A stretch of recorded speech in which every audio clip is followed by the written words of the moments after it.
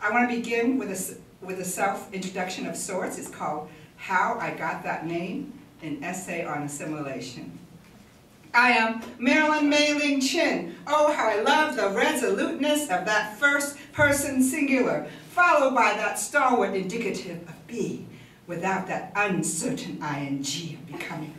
Of course, the name had been changed somewhere between Angel Island and the sea, when my father, the paper son, in the late 1950s, obsessed with a bombshell blonde, transliterated Mei Ling to Marilyn.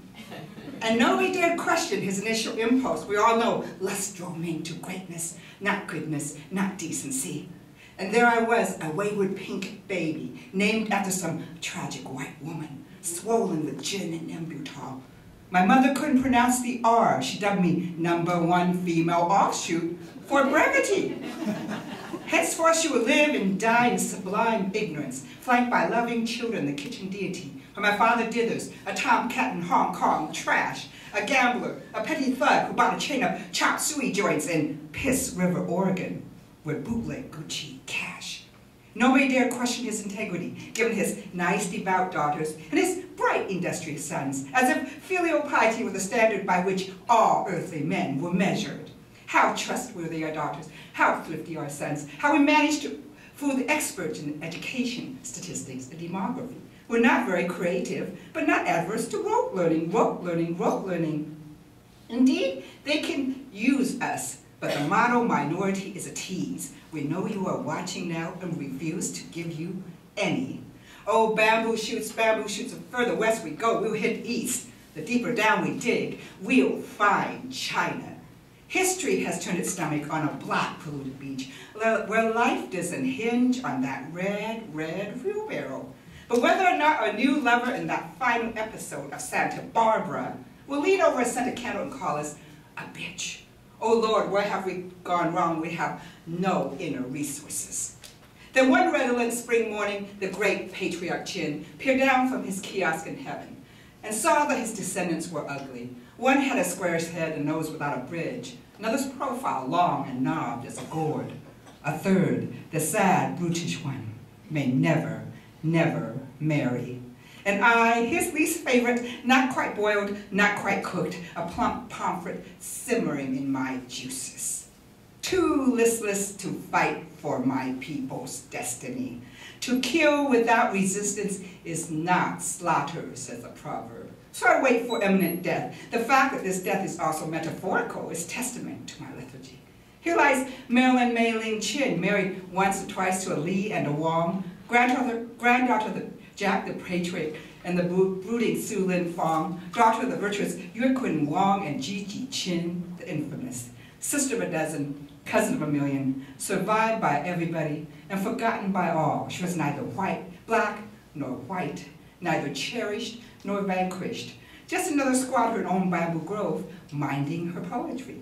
When one day heaven was unmerciful and a chasm opened where she stood, like the jaws of a mighty white whale or the maw of a metaphysical Godzilla, it swallowed her whole. She did not flinch, nor writhe, nor fret about the afterlife, but stayed solid as wood, happily, though gnawed, tattered, mesmerized by all that was lavished upon her and all that was taken away.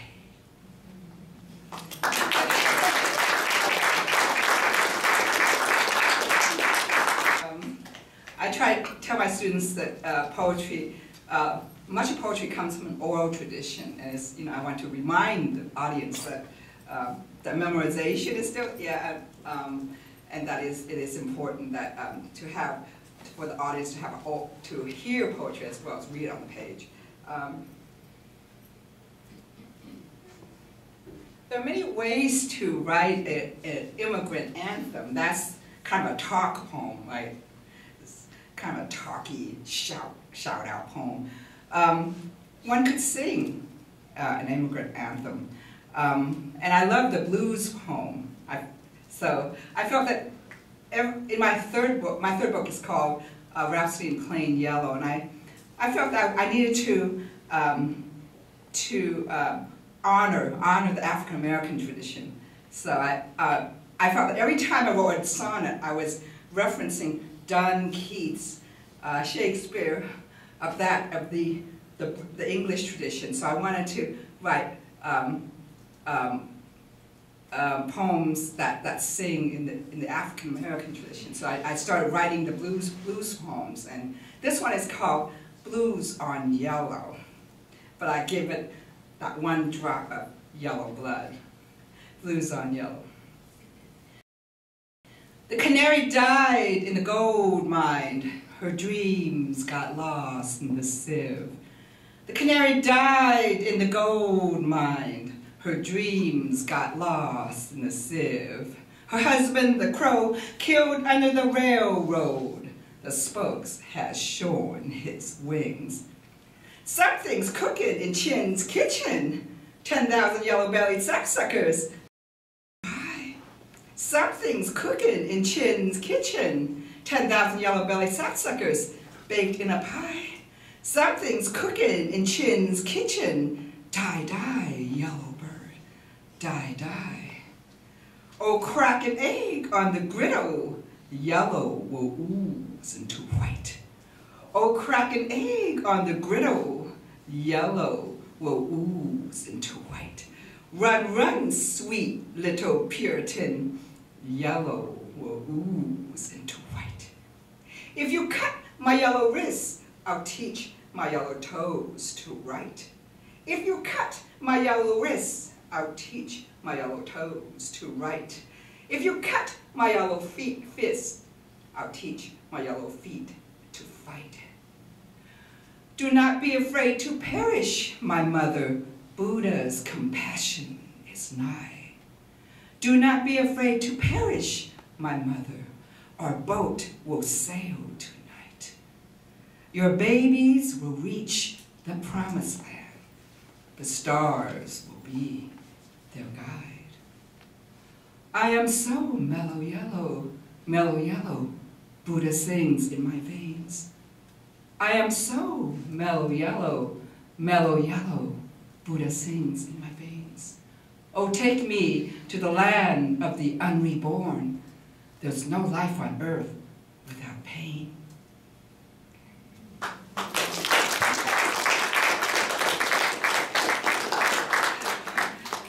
Great audience. I guess you're a captive audience, so. Are you ready for some new erotic stuff? Huh? Oh my goodness. The guy in the red tie. We're getting close to Valentine's Day. Okay.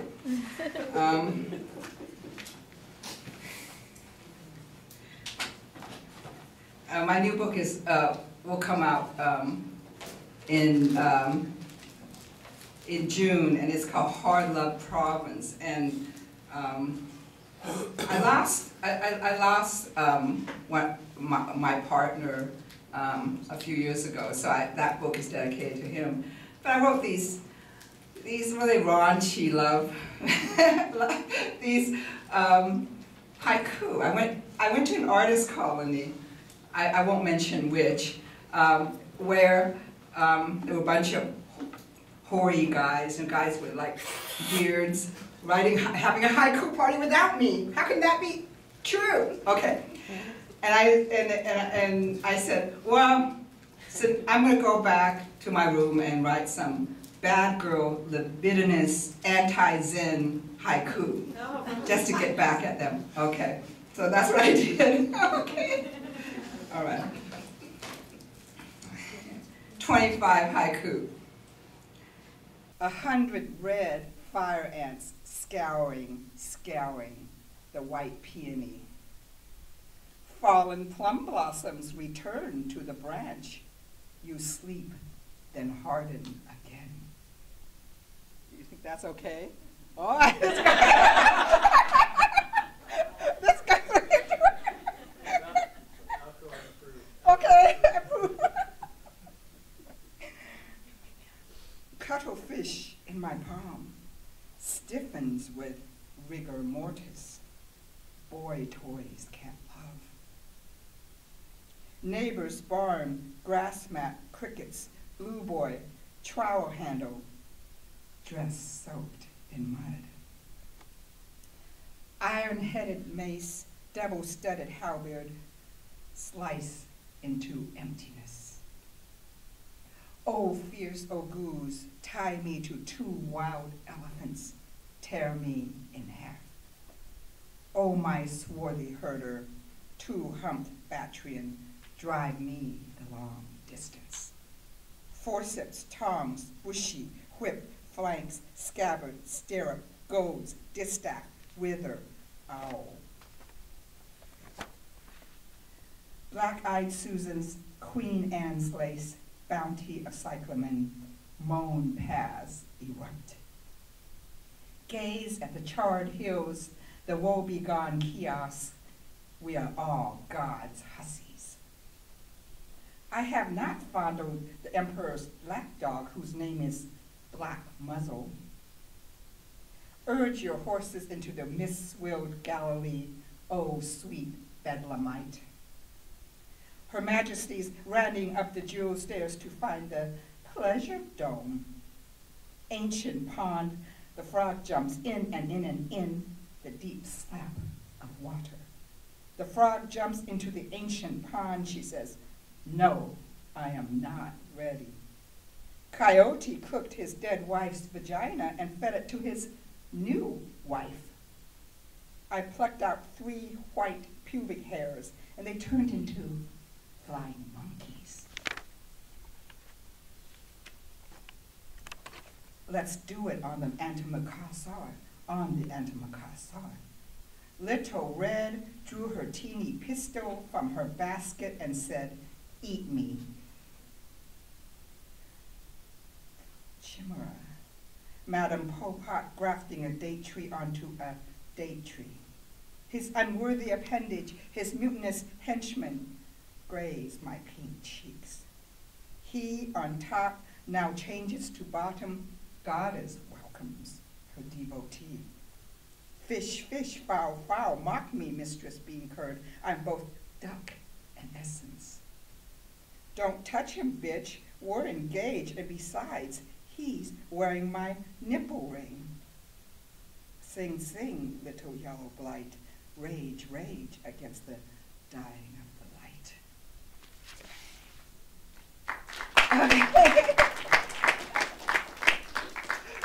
Are you sorry you asked for those now? Not at all. But did the bearded guy, did they feel chasing down? Well, one should not have a haiku party without me. Yeah. Okay. So, yeah, I feel that the haiku form is much maligned because we're taught to write haiku in high school and, and Hallmark greeting cards. And I think there's much you can do with these old forms. This is just add a touch of licentiousness to the form. See what happens. Or maybe I should read a little tale. You want to hear anything in particular? Your class? Huh? Anybody? Okay. Is there anything? The fiction? Okay. I'll read some fiction. Okay. There's some wild little tales in here. This one is called Parable of the Cake. And these are actually, I call this book, this book is called Revenge on the Mooncake Vixen. They called it the novel, but it's really a book of composite tales. And this one is called Parable of the Cake. And and most of the book is about two twin girls living in Southern California with their grandmother and who owns a Chinese American restaurant. So, but this one's called. This is okay. I'll just read it. Parable of the Cake. The neighbor woman said to us, "I'll give you a big cake, little Chinese girls, if you come to the Christmas service with me and accept Jesus Christ our Lord into your heart. We said, okay, and drove with her to the other side of the city and sat through a boring sermon when we should have taken the bus to Chinatown for our Cantonese lessons. Afterwards, she gave us a big cake and said happy birthday Boonie on it. She must have got it for half price because of the misspelling. My sister and I were really hungry after the long sermon, so we gulped down the whole cake as soon as we got home. I got sick and barfed all over the bathroom, and my sister had to clean it up before Granny got home. Then my face swelled up for 2 days on account of my being allergic to the peanut butter in the frosting. My sister was so afraid that I would croak that she confessed everything to Granny. First, Granny gave me some putrid herbal medicine. Then she whipped us with her bamboo duster. She whipped us so hard that we both had red marks all over our legs. Then she made us kneel before the great Buddha for 2 hours, balancing teapots on our heads. On Christmas Eve, Granny went to Safeway and bought a big white cake with Santa's face on it and made us go with her to the neighbor woman's house.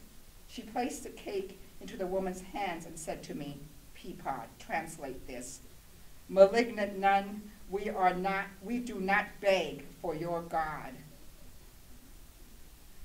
I didn't know how to translate malignant and said politely, Dear Mrs., no beg, no God. My sister and I both wept silently, embarrassed that Granny made us into a spectacle and ashamed that we had to lie to get out of it. Meanwhile, Granny was satisfied that we learned our lesson and decided to take her 2 favorite peapots to Chinatown for sweet bean dessert. We were the only riders on the bus that night. Everybody else was probably home with their families preparing for a big meal. Merry Christmas, ho, ho, ho, I'm Santa's helper, said the bus driver. He was wearing a green elf's hat, but we knew that he was really Mr. Rogers, the black bus driver. He winked at Granny and gave us each 2 little candy canes. Granny scowled, tisk, tisk, ancient warrior in a fool's cap. Then we sat way in the back of the bus and Granny began singing our favorite song. We'll go home and eat cakeys, little lotus-filled cakeys, Granny sang. We'll eat sweet buns, sweet custard sweet buns, she sang. We'll eat turnip squares, salty white turnip squares, she sang. We'll eat grass jelly, tangy green grass jelly. We'll eat dumplings, soft, steamy dumplings. She was so jolly that we forgot our embarrassing episode. We began, and we sang with her, clapping hands. We sang and sang. Granny would die a few years later, leaving us $3,000 under the mattress and a brand new cleaver, all wrapped in Chinese newspaper from Hong Kong. We would grow up into beautiful, clear-skinned young women. We would become born-again Christians and get a complete makeover at the mall. We would work hard in our studies, become successful, and drive real white Mercedes. We would remember nothing, nada, nothing that our grandmother taught us. We would learn nothing from our poverty, but to avoid poverty at all cost. Fa la la la la, little cakeys. Little cakeys, little cakeys. We'd drive around in our little white Mercedes all over Southern California, eating little cakeys. Yes, let's put on the Ritz sisters. Little pettifours in pastels and rainbows. Boo, soap, babarums. Oh, yes, nutty, nutty Florentines on little white doilies. Oh, sisters, let's ghetto it. Ho-hos, ding-dongs, pink and white snowballs. Let's suck the creamy hearts out of the Twinkies.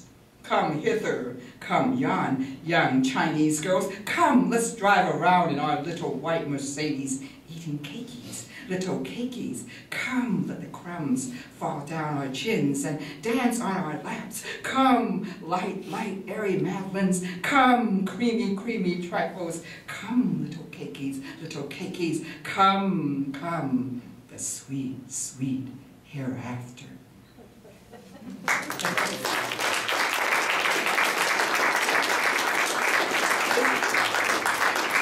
way of proselytizing keikis. I mean, that's, so, how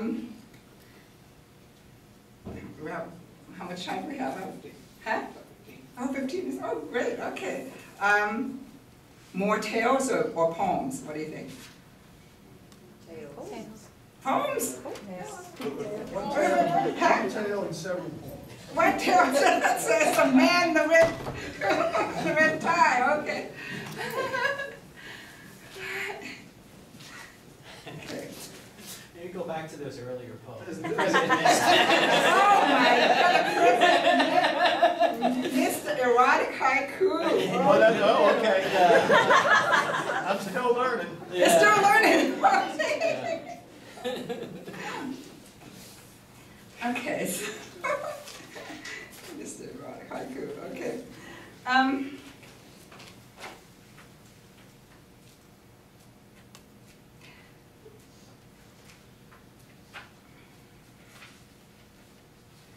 Okay, I want to read some quatrains now. I've been working on this hybrid quatrain that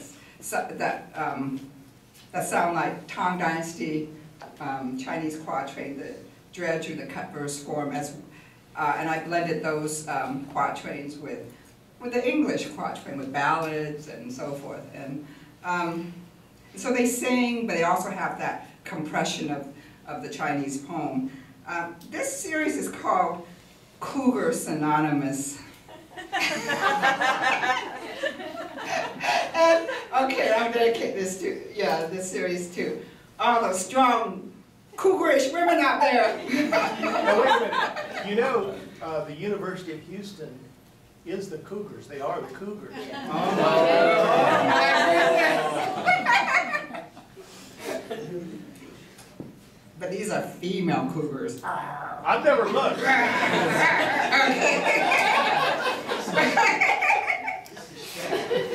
Okay. All right. What else? Okay. There's some funny stuff in here. Okay. All right. And they're kind of X-rated. Is that okay with you? Yeah, it's fine. Not X-rated. They're not that bad. Okay. Cougars Anonymous. Okay, for the wild girls out there. Okay. Okay. My grandpa was 80. My grandma was 20. She cried for years for the good life she was missing. She faced the wall until he finished his dying. Then she polished his bones for all of eternity. Such entitlement, my prickly little prince, waving a pistol and a crumpled Ben Franklin. Don't you know I'm a citizen of my own bed? I paid for my passage. I owe you nothing. Throw my girl into the river, she won't drown, like her mother before her, and her mother's mother, stubborn reed hollow at both ends. She whistle and hum and float into dawn. The man from Worcester wants to eat my sister. He bends her backward, coats her in rice flour, pinches her corners, calls her sweet dumpling, fries her in deep oil, then serves her on porcelain. When I saw his corpse, I knew he was mine. A flash of kerosene, epaulets, cheap aftershave.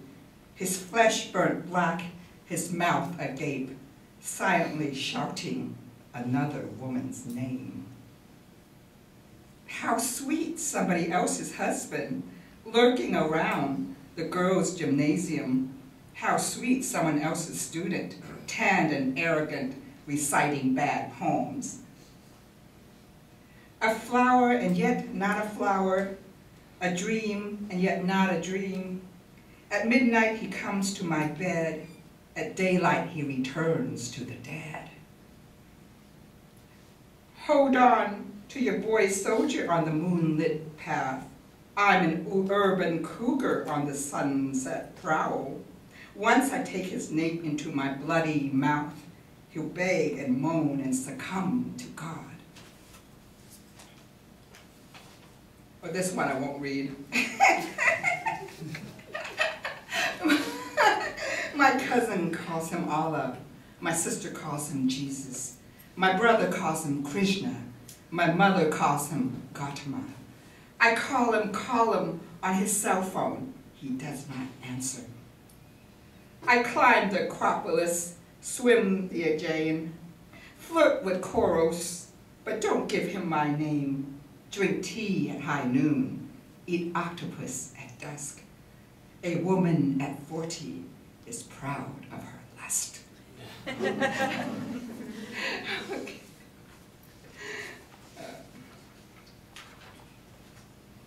So.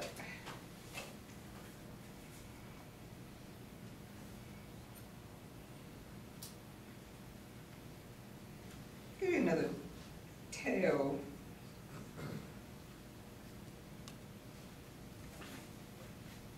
May I give you a Buddhist tale?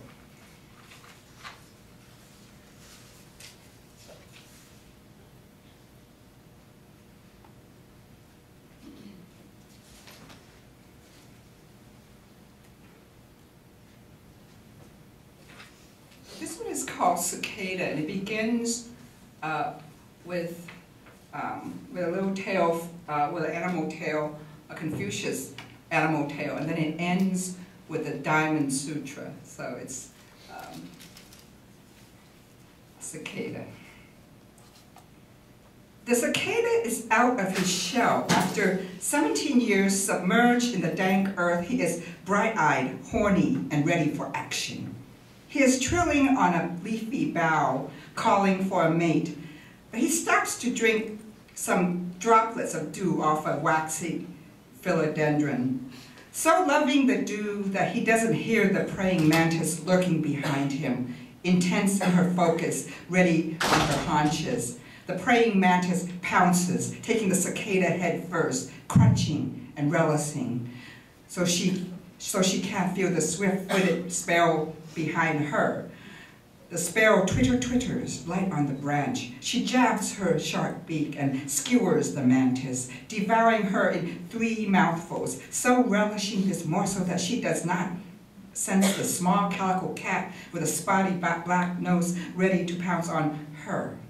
So fun-loving is this calico Beetlejuice that she plays with the limp carcass in her mouth for a few minutes. She rolls the sparrow round on the ground with her paws. So focused in her play, she is oblivious to the California red-tailed hawk, high on her perch, poising herself, collecting the gravity to swoop down to snatch the poor declawed kitty to feed her famished chicks.